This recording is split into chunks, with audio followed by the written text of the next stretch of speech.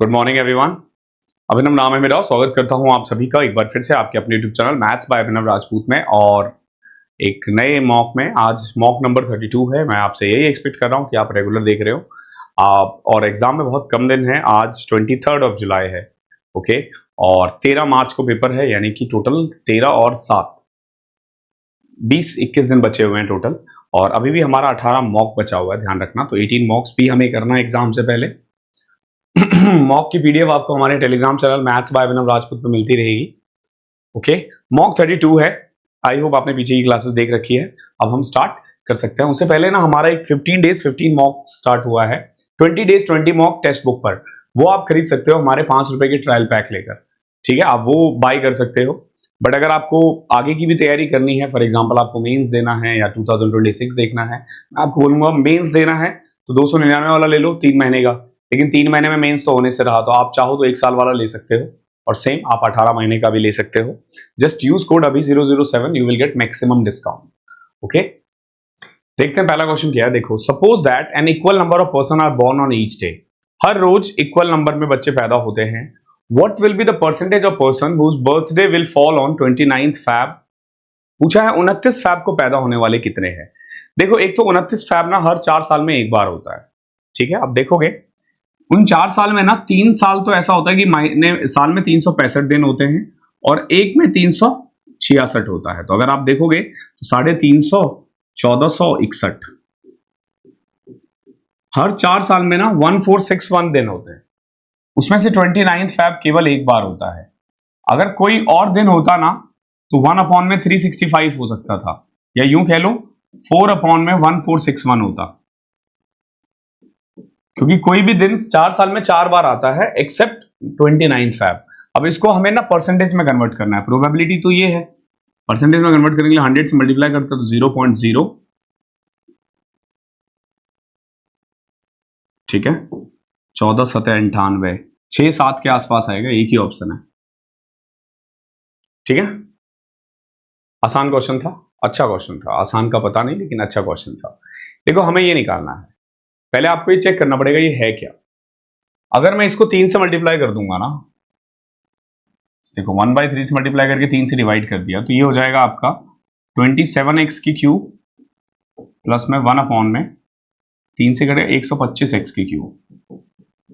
अब कुल मिला के हमें 3x की पावर 3 प्लस में 1/5x की पावर 3 निकालना पड़ेगा, ठीक है। ये हमें निकालना है। अब देखो ये कैसे निकाल सकते हो, सिंपल। 3x प्लस 1/5x की power 3 minus 3 times of 3x upon में 5x इंटू में 3x प्लस 1/5x। ये फॉर्मूला हो जाता है मेनली, ठीक है। तो पहले आप 3x प्लस 1/5x निकालो। कैसे?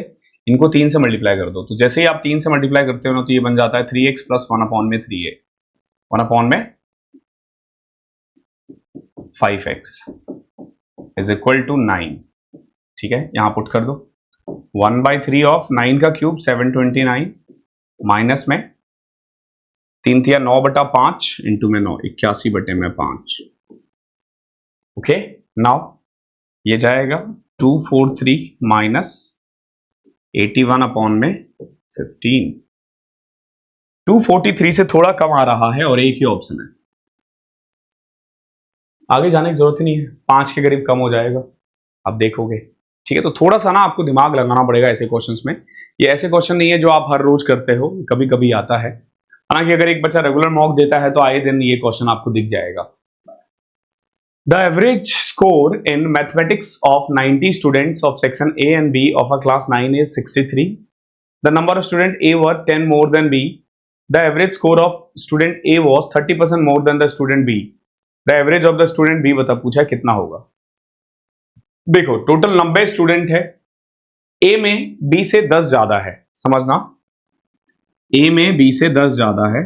अगर आप ऐसे देखोगे, जैसे 90 स्टूडेंट थे, ठीक है। कितने स्टूडेंट थे? 90 स्टूडेंट थे। तो 90 में से अगर 10 मैंने पहले ही अलग कर दिया तो बचा 80 ना। अब इस 80 को बराबर बराबर बांटोगे तो इसके पास 40 प्लस 10, ए के पास 50 आ जाएगा और इसके पास 40 आ जाएगा। ठीक है, एवरेज की बात करें ना तो ए का एवरेज 30% ज्यादा है, यानी अगर इसका एवरेज 13x है तो इसका 10x है, और कंबाइंड एवरेज कितना है 63।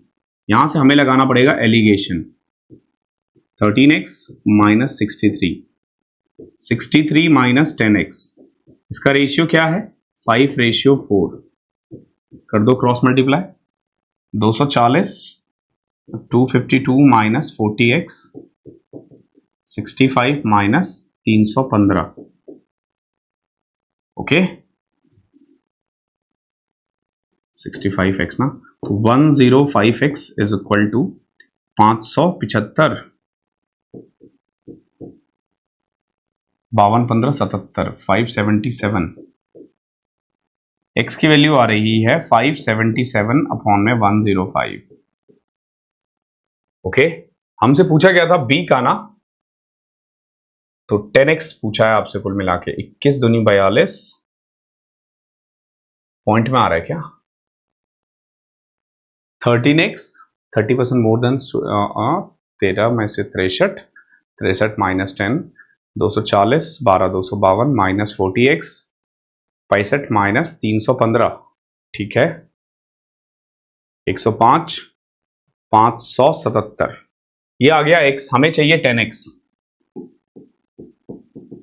577 अपॉन में 105 इंटू में 10, देखो 5 से कट किया 2 21, 21 से कट करो 21 दूनी 42 57, 21 सतह 147,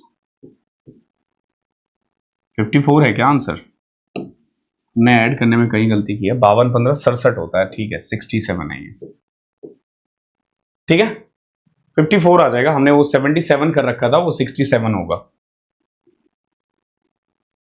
क्वेश्चन नंबर 4 देखो, बड़ा प्यारा क्वेश्चन है। In finding the HCF of two number by division method, the last divisor is 17 and the quotient are 1 11 and 2, what is the sum of the two number, आपसे पूछा है दोनों का सम कितना होगा, ठीक है, what is the sum of two number.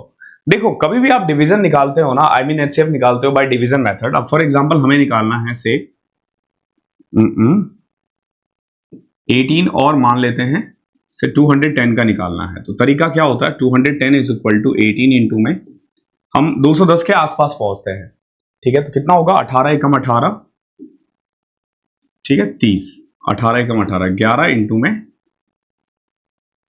12, ठीक है, फिर अगले स्टेप में ये 18 इधर आ जाता है, 12 गुना में 1 प्लस में 6, फिर यहां 12 6 गुना में 2 प्लस 0, ओके इस तरीके से चलता है। तो इस क्वेश्चन में आप देखोगे जब हम दो नंबर का एचसीएफ निकाल रहे थे ना 210 और 18 का, तो तीन जो सक्सेसिव डिविजर आया था ना, सॉरी क्वेश्चन आया था ना, वो था 18 12 और 6, ठीक है इस तरीके से 18 12 6 तो खैर हाँ डिविजर था, क्वेश्चन था 2 1 और 1। अब देखो आप इसको कैसे करोगे, हमेशा ना पीछे से चलना है, ठीक है, the last and the question is 1 11 and 2, what is the sum of the two number. देखो लास्ट डिविजर कितना था 17 और आखिरी का क्वेश्चन क्या था 2 प्लस 0 रहा होगा, ठीक है, इससे पहले 34 इंटू 11 प्लस 17 रहा होगा, तभी तो ये यहां जाता है ना, जो रिमाइंडर है वो यहां आ जाता है, ठीक है। नाउ 34 इंटू 11 340 और 34 374 17 391 इंटू 1 प्लस में 34, यानी वो जो दो नंबर रहा होगा ना एक्चुअली में, ये लास्ट स्टेप है ना 391 प्लस 95 425 और 391, ये दो नंबर रहा होगा, हमने इसका एचसीएफ निकाला है। अब आपसे पूछा इन दोनों का सम बताओ, तो 700 816 आ जाएगा, 816 इज योर आंसर। अच्छा क्वेश्चन है ये।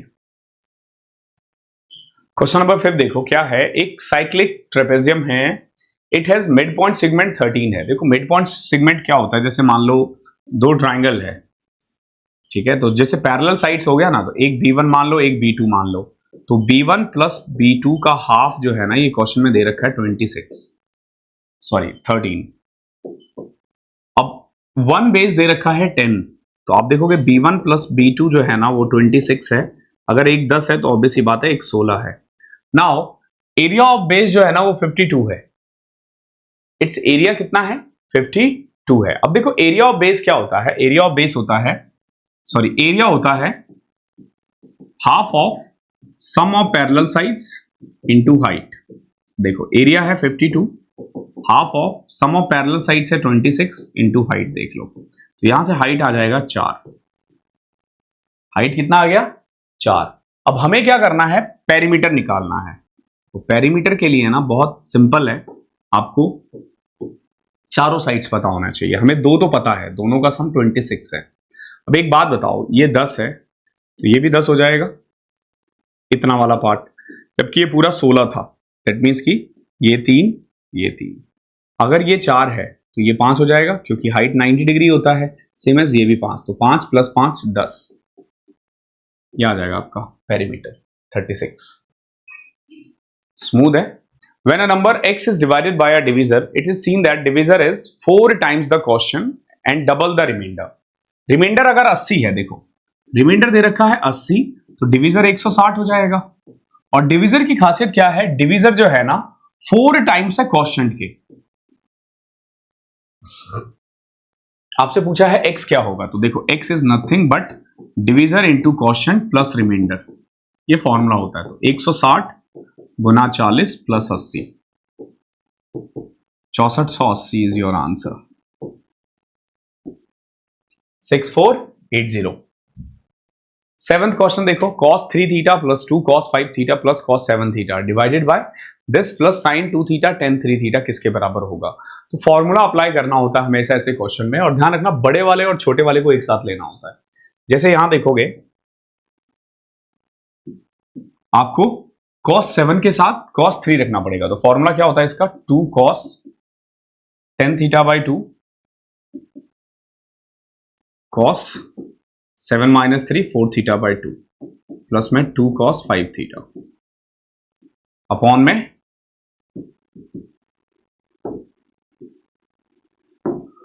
में देखो सेम अगेन नीचे भी वही है ना, cos 5 प्लस थीटा, तो ये जाएगा देखो 2 cos 3 theta cos 2 theta plus में 2 cos 3 थीटा। ठीक है, प्लस में sin 2 थीटा tan 3 थीटा ये दे रखा है। अब देखो अगर आप गौर से देखोगे ना, ऊपर से 2 cos 5 थीटा कॉमन आ रहा है, तो आ जाएगा cos 2 थीटा प्लस 1, नीचे 2 cos 3 थीटा कॉमन आ रहा है, तो ये आ जाएगा cos 2 थीटा प्लस 1, ये कट गया। प्लस में क्या था, sin 2 थीटा और tan 2 theta tan 3 theta. Okay, now 2 से 2 कैंसिल। ठीक है, अब अगर आप गौर से देखोगे 10 को आप क्या लिख सकते हो, sin 3 थीटा अपॉन में cos 3 थीटा, और इधर भी cos 3 थीटा ही है, तो सबसे मेन क्या आ जाएगा, ऊपर बच रहा है हमारा cos 5 थीटा प्लस में sin 2 थीटा sin 3 थीटा, नीचे cos 3 थीटा। ओके है। अब यहां देखो क्या करो, cos 5 थीटा का ना आप लिख सकते हो cos 3 थीटा प्लस 2 थीटा, लिख सकते हो ना। अब सीधा cos a plus cos b का फॉर्मूला अप्लाई कर दो, क्या होता है cos a cos b minus sin a sin b, और यहां पहले से क्या था sin 3 थीटा और sin 2 theta divided bye cos 3 theta. देखो ये और ये कट गया, इसमें ये कट जाएगा, अंत में सिर्फ cos 2 थीटा ही बच जाएगा। बहुत प्यारा क्वेश्चन था। इसके लिए ना आपको कंसेप्ट आने चाहिए, बिना कंसेप्ट आप नहीं कर पाओगे। देखो at 8 AM a train starts its journey from station A to B at a speed of 40 kilometre per hour. 1 hour later another train starts from station B towards station A at a speed of 50 kilometre per our. if both the station are 220 kilometre apart, तो कितने बजे ये लोग एक दूसरे को cross करेंगे। देखो सिंपल सी बात है, एक ट्रेन है A जो 40 की स्पीड से निकला है 8 बजे, यानी 9 बजे यहां कहीं होगा 40 किलोमीटर दूर। अब B से एक और ट्रेन निकला, अब देखो इसकी स्पीड है 50 और इसकी स्पीड है 40। दोनों पूछा कब मिलेंगे। इनके बीच का डिस्टेंस टोटल 220 था। आप देखोगे 220 में से 40 ऑलरेडी कवर हो चुका है, यानी इनके बीच का डिस्टेंस अब 180 किलोमीटर था। क्योंकि दोनों मिलने के लिए आ रहे हैं तो स्पीड सम हो जाएगा 90, यानी 2 घंटे और लगेंगे। 2 घंटे और लगने का मतलब है कि 11 बजे ये लोग एक दूसरे से मिल लेंगे। आसान था ये तो। Rupees X was invested in scheme A which offered simple interest at rupees 10% per annum for 2 years. The amount received from scheme A was invested into scheme B which offered compound interest at 20% per annum for 2 years. If the amount received from scheme B is this, तो पूछा X की value कितनी होगी। देखो X invest किया गया है scheme A में जो सिंपल इंटरेस्ट ऑफर करता है 10% फॉर 2 ईयर। मान लो आपने स्कीम A में 100 रुपए लगाया, 2 साल बाद आपको 20 रुपए इंटरेस्ट मिलेगा। ठीक है, कितना मिल गया? 120 रुपए। ठीक है, एक काम करते हैं उसको 1200 कर लेते हैं, थोड़ा बड़ा अमाउंट रहेगा ना, पॉइंट में आने के चांसेस कम होंगे। अब आपने क्या किया, इस 1200 रुपए को स्कीम बी में लगा दिया। ठीक है, जो रिसीव हुआ वो 20% दे रहा है 2 साल के लिए। देखो 20% मतलब 240 और 240 का 20% 48, यानी 480, 528 रुपए देगा। कितना देगा? 528 देगा। लेकिन क्वेश्चन में कह रहा है 5356.5 है, तो 5356.8 जो है ना, ये वैल्यू है 528 की। तो पूछा है 1000 की वैल्यू कितनी होगी, है ना। Amount receive from scheme B is this, what is the value of x.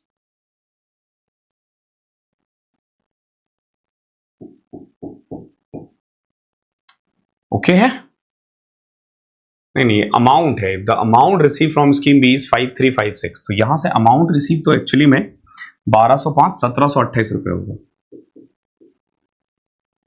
ठीक है, 17 तिया 51, 3000 से थोड़ा ज्यादा है, देखोगे ना 3000 से थोड़ा ज्यादा है ये, और ये नहीं हो सकता। अब 2 अमाउंट बचा, 5184, 100 कुछ हो रहा है, अगेन 3700 तो नहीं जाएगा, ये इसका आंसर है। ठीक है, पूरा कैलकुलेशन किए बिना ही अप्रोक्सीमेट ही जा पाएंगे हम, वो ज्यादा आसान है, वरना बहुत लेंथी खिंच जाएगा। ठीक है, आगे देखो, ABC can independently do a work in 15 days, 20 days and 30 days. They work together for some time and then C leaves. ठीक है, a total of rupees 18,000 is paid for the work and B gets 6,000 more than C. पूछा है A को कितना मिलेगा। In how many days did A work? देखो A, B, C independently 15, 20 और 30 दिन में कर सकते थे काम को। कुछ दिन काम किया और फिर C छोड़कर चला गया। टोटल 18,000 पे किया गया है। देखो सिंपल सी बात है, A कर रहा है 15 दिन में, B कर रहा है 20 दिन में और C कर रहा है 30 दिन में। ऐसा ही था ना। एफिशिएंसी देखोगे, टोटल काम अगर 60 है ना, तो 4, 3 और 2, 4, 3 और 2 है। ठीक है, they work together for some time and then C leaves. A total of 18,000 is paid for the work and B get 6,000 more than C। देखो सिंपल सी बात है, C को अगर मान लो P रुपए मिला है, C ने पूरे दिन काम नहीं किया है, कुछ दिन ही काम किया और फिर छोड़कर चला गया। ठीक है, देखो 3 आदमी थे, A, B और C। A और B को जो पैसा मिलेगा ना, वो ऐसे मिलेगा जैसे अगर A को 4P मिल रहा है ना, तो B को मिलेगा 3P, क्योंकि A और B ने तो बराबर काम किया था। C को जो मिल रहा है ना, वो 3P से 6,000 कम मिल रहा है, 3P से 6,000 कम मिल रहा है, और तीनों को मिलाकर के कितना मिल रहा है? 18,000। तो यहां से आप चाहो ना, 4, 3, 7, 3, 10, 10P is equal to 24,000। P की वैल्यू आ जाएगी 2400। इसका सिंपल मतलब ये हुआ कि A को मिल रहा है 9600, B को मिल रहा है 7200 रुपए और C को मिल रहा है केवल 1200 रुपए। काम भी फिर इसी रेशियो में हुआ होगा। काम ऐसे हुआ है कि A ने किया है 8 काम, B ने किया है 6 काम और C ने किया है 1 काम। टोटल काम 60 था, ये रेशियो है। तो आप देखोगे ये 32 काम करता है, ये 24 काम करता है और ये केवल 4 काम करता है। 32 काम करने में A को 4 की रफ्तार से ना 8 दिन लग जाएंगे। बहुत प्यारा क्वेश्चन था, बहुत प्यारा क्वेश्चन था। क्वेश्चन नंबर 11 देखो, बड़ा अच्छा क्वेश्चन है, बहुत ही बेहतरीन क्वेश्चन है। क्या कह रहा है क्वेश्चन, पहले एक बार आप स्क्रीनशॉट लेके वीडियो को रोक के क्वेश्चन देख लेना। ठीक है, at his usual rowing rate Rahul can travel 12 miles downstream at a certain river in 6 hours, less than it takes him to travel the same distance upstream. Okay?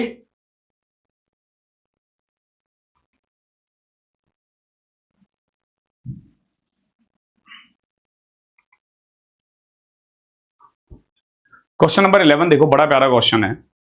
क्या कह रहा है? At his usual rowing rate Rahul can travel 12 miles downstream at a certain river in 6 hours, less than it take to travel the same distance upstream.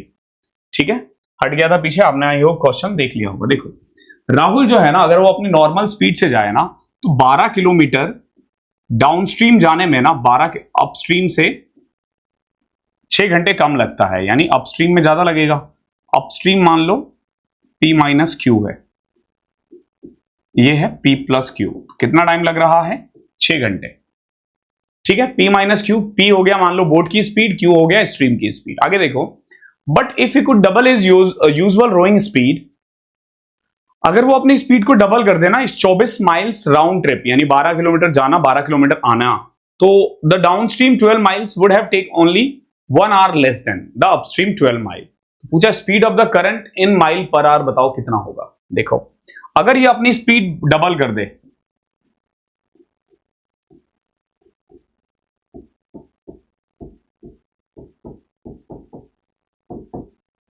तो केवल 1 घंटा लगेगा, केवल 1 घंटा लगेगा। इसे सॉल्व करना पड़ेगा। ध्यान रखना ये सेम नहीं है।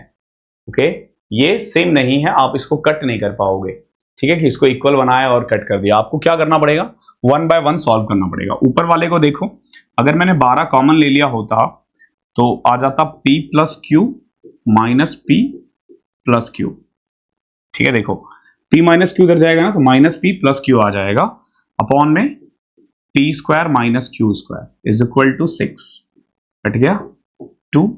नाउ यहां से एक इक्वेशन आएगा, P square minus q square is equal to, P से P कैंसिल, 2Q 4Q। ये एक इक्वेशन है।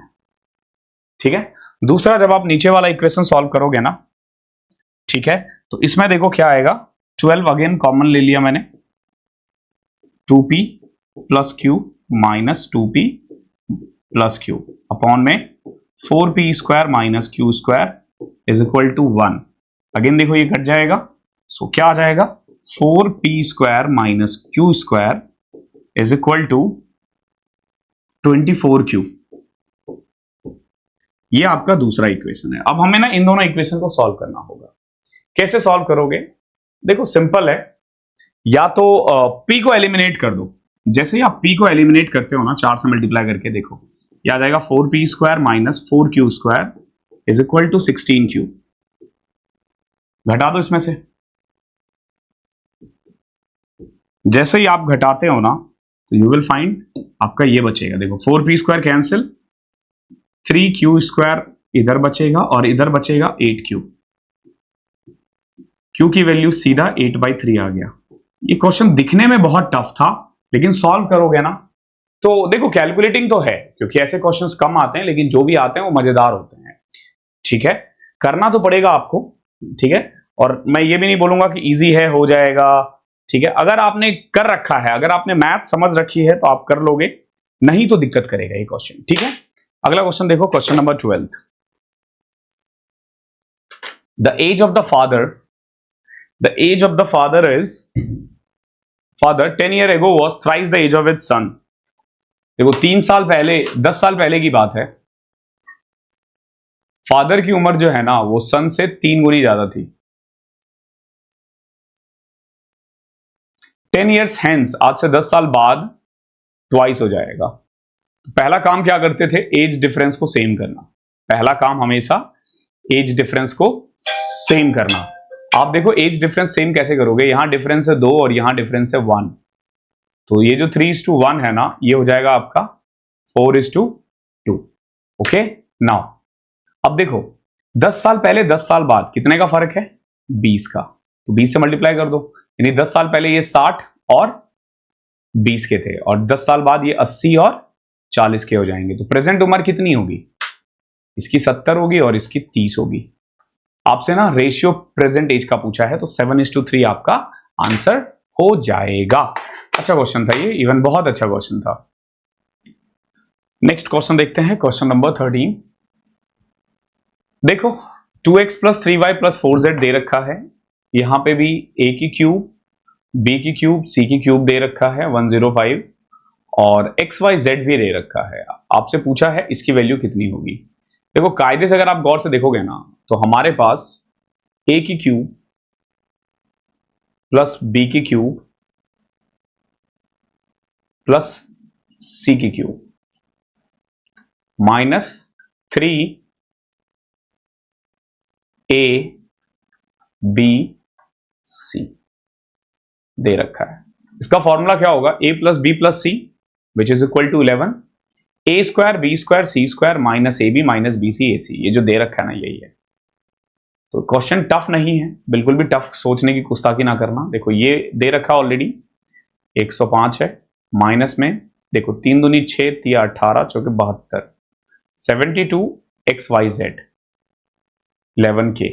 अब आप खुद देखो 11k is equal to 72 30 33 k की वैल्यू 3, k की वैल्यू कितनी आ जाएगी 3 आ जाएगी, यानी यही तो पूछा था आपसे।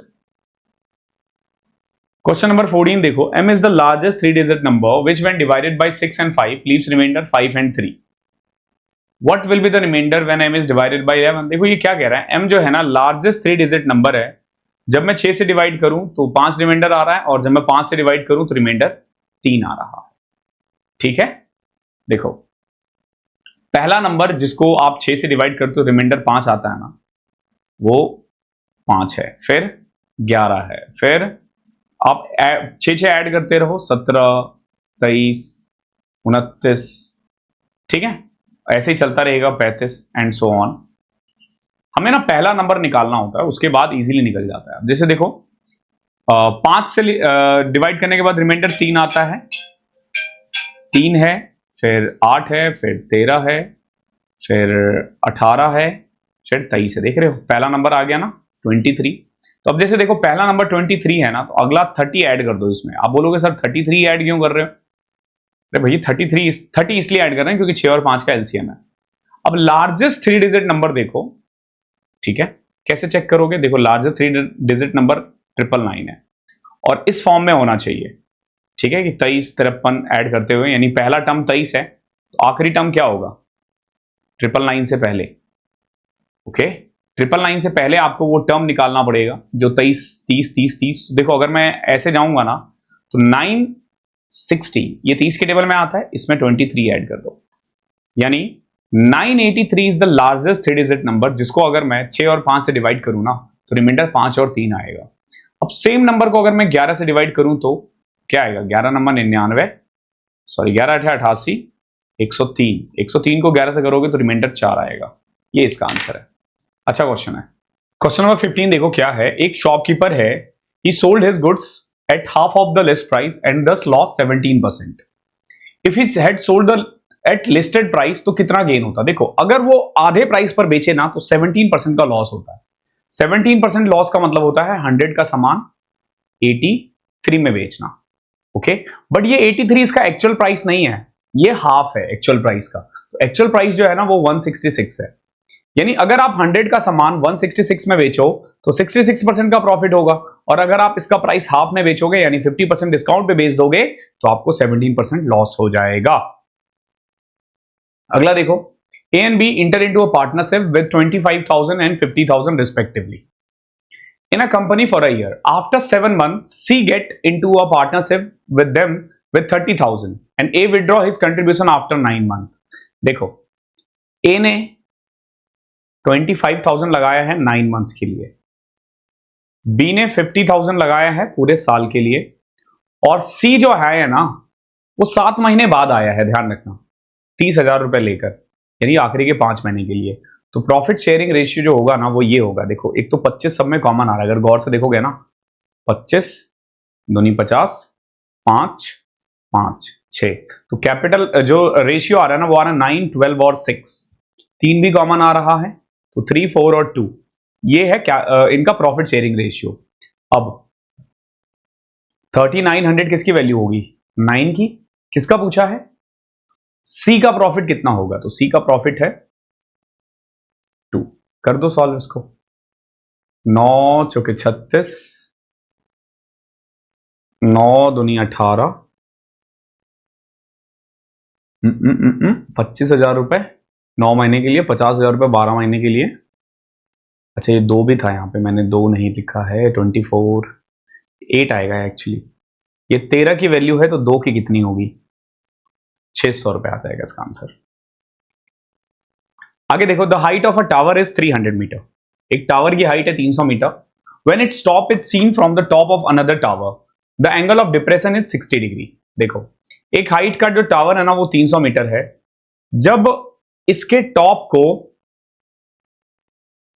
When it stop it seen from top of another tower, दूसरे टावर के टॉप से जब मैं देखता हूं ना, तो एंगल जो बन रहा है ना डिप्रेशन, वो 60 डिग्री बन रहा है।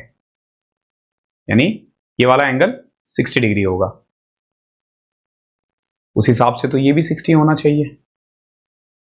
Okay, the horizontal distance between the basis of 2 tower is 120 metre.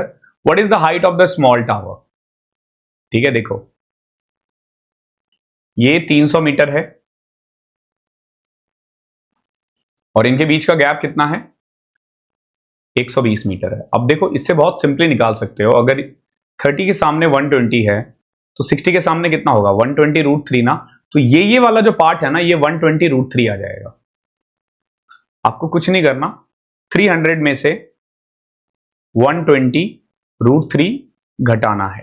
ठीक है, तो 300 माइनस 120 माइनस, अब देखो 120 को जब आप 8 से करोगे ना, 7 से, तो 840, 84 पॉइंट समथिंग आएगा, यानी 87 88 तक आ सकता है। ठीक है, अगर सिंपल 204 घटाऊंगा तो 96 आ रहा है। 96 के आसपास देख लो, ये है। ठीक है, बहुत अच्छा क्वेश्चन था।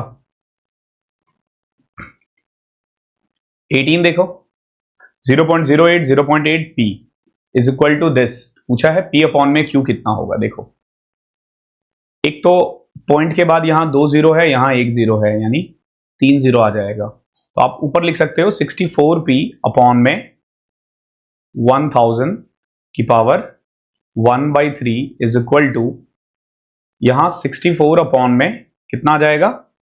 4 0 इंटू में Q की पावर 1 अपॉन में 3। ठीक है, अभी देखो 64 बाहर आएगा 4 और 1000 बाहर आएगा 10। P की पावर 1/3 ऐसे रहने दो। अगेन 64 अपॉन में 10,000 है। ठीक है, नाउ Q की पावर 1 अपॉन में 3। अब देखो P की पावर 1 अपॉन में 3 अपॉन में Q की पावर 1 अपॉन में 3 जो आएगा ना, देखो क्या आएगा? 4 से कट किया 16, 0 से 0 कट किया, तो देखो P अपॉन में Q ये आ जाएगा आपका 16 अपॉन में 1000 को आप 10 की पावर 3 लिख सकते हो। ठीक है, नाउ अगर हमें P अपॉन में Q निकालना है ना, तो क्यूब करना पड़ेगा। तो क्यूब करोगे ना, देखो ये है 2 की पावर 4, तो 2 की पावर 12 आ जाएगा ऊपर, और नीचे आ जाएगा 10 की पावर 9। अब 2 की पावर 12 को ना हमें 8 के टर्म्स में लिखना है। ठीक है, तो आप इसको 8 की पावर 3 4 ये भी लिख सकते हो ना। तो 8 की पावर 4 इंटू में 10 की power -9। Such a nice question. Question number 19 देखो, Srishti and Rocky are 373 kilometers apart and they started running towards each other with initial speed 32 and 42 kilometers per hour respectively at the same time. If Srishti increased her speed 15 kilometers per hour after every hour and Rocky decreased his speed 10 kilometers per hour every hour, find the time after which they will meet. देखो 373 kilometre दूर है, एक जा रहा है 32 की speed से, और हर 1 घंटे में ना ये अपना 15 किलोमीटर बढ़ा रहा है, यानी 47 फिर 62, और जो उधर से रॉकी आ रहा है ना वो घटा रहा है, यानी पहले 42 है, फिर 32 है, और फिर 10 है। पूछा है after how much time they will meet each other. ठीक है, देखो जब ये दोनों मिलने के लिए आ रहे हैं ना, तो आप देखोगे अपोजिट डायरेक्शन में आ रहे हैं, और अपोजिट डायरेक्शन में स्पीड ऐड होता है। तो पहले आवर्स में जो ये लोग ट्रेवल करेंगे ना, वो टोटल 32 + 42 74 किलोमीटर है। अगले आवर्स में ना एक ने बढ़ाया 15, एक ने घटाया 10, तो कायदे से आप देखोगे 5 केजी बढ़ गया, 5 किलोमीटर बढ़ गया, 79, फिर 84, फिर 89। इस तरीके से कितना डिस्टेंस ट्रेवल करना है? 373 किलोमीटर। आप ऐसे भी चेक कर सकते हो। अब देखो 4 घंटे हो गए, 5 घंटे तक चले जाओ, क्योंकि 5 आवर्स तक में ही आएगा। अब इसको आप ऐसे ही ऐड करके देख लो, 4 9 13, 4 17, 9 26, 3 29 के 9 हासिल 2, 9 2 11, 8 19, 8 27, 7 34, 7 41, 5 घंटे में 419 है। एक्चुअली उससे कम ही आएगा आंसर, 4.5 इसका आंसर है। खुद से करने जाओगे, अच्छा क्वेश्चन है।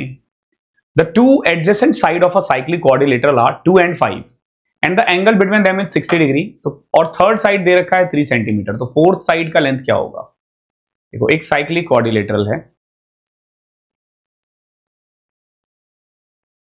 ठीक है, एक साइड है 2, एक साइड है 5, और इसके बीच का डिस्टेंस है 60 डिग्री। थर्ड साइड 3 है, फोर्थ साइड पूछा कितना होगा। देखो ये 60 है तो ये 120 होगा।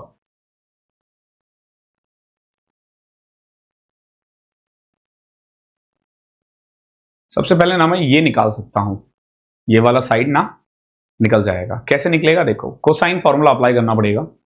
cos 60 इज इक्वल टू, इसको p मानते हैं, ठीक है, 2 का square a square plus b square minus c square upon में 2ab, 2 गुना 2 गुना 5।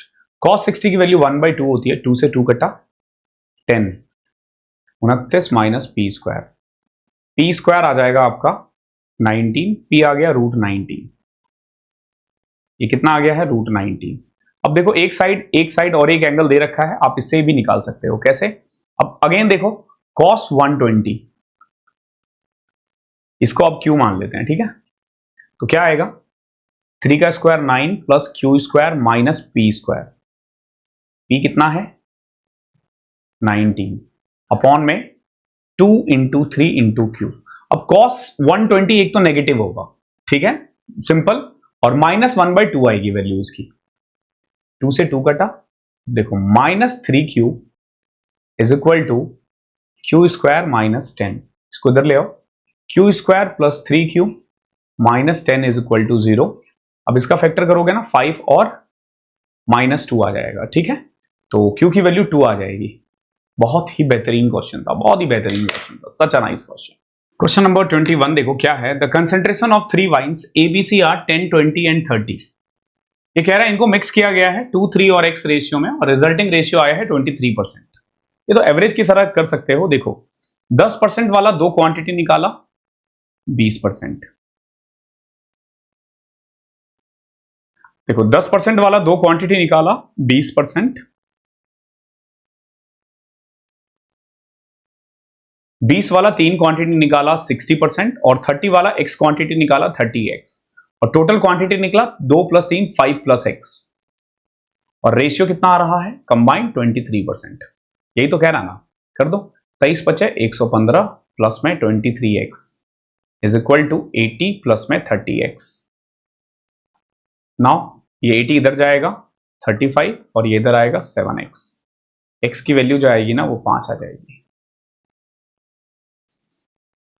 आसान था ये भी। क्वेश्चन नंबर 22 देखो। Pipe A is an inlet pipe which can fill an empty tank in 69 hours. Pipe B can empty a full tank in 46 hours. Starting with B, the pipes are opened sequentially for 1 hour fill tank. How much time will take to empty the tank? देखो pipe A भर रहा है, pipe B खाली कर रहा है। Pipe B can empty a tank in 46 hours. Starting with B, the pipes were open sequentially for 1 hour. अब देखो जब पहले तो 1 घंटा चला के कोई फायदा नहीं, क्योंकि B अगर चल भी गया और पानी है ही नहीं तो वो क्या ही करेगा। पहले 1 घंटे में तो B का कोई काम नहीं है। यहां देखो एलसीएम लोगे 23 तिया 23 दूनी 123 छके 138 आ जाएगा। ये एफिशिएंसी आ गई है, यानी 2 और -3, ठीक है।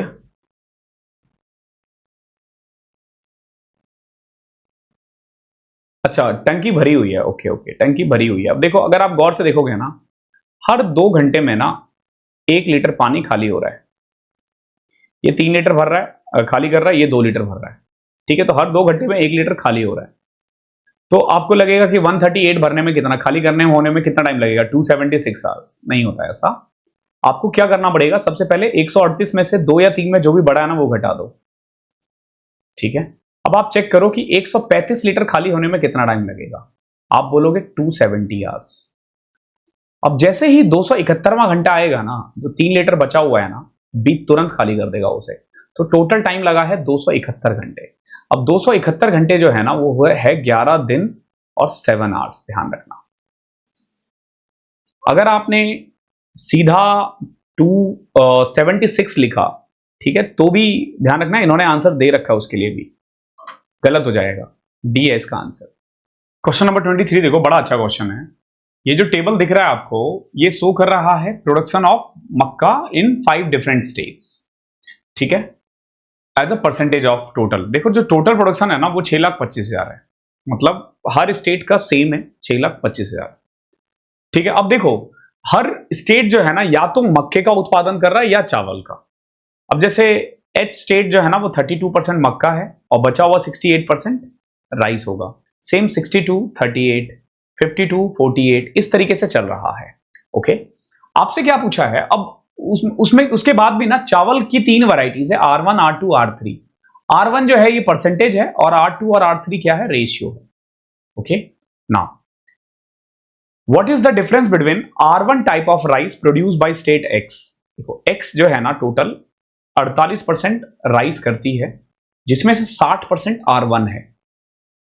48 का 60%, 28.40, 48 ये हो जाएगा। ठीक है, आगे and rice produce by state X and R2 type of rice produce by state H। State H देखो 32% जो है ना वो मक्का कर रहा है, 68% का ना R1 है 60%, तो बचा कितना 40%। और इस 40% का ना का 6/6:11 है, तो R2 कितना होगा 6 आउट ऑफ 17, यानी 6/17।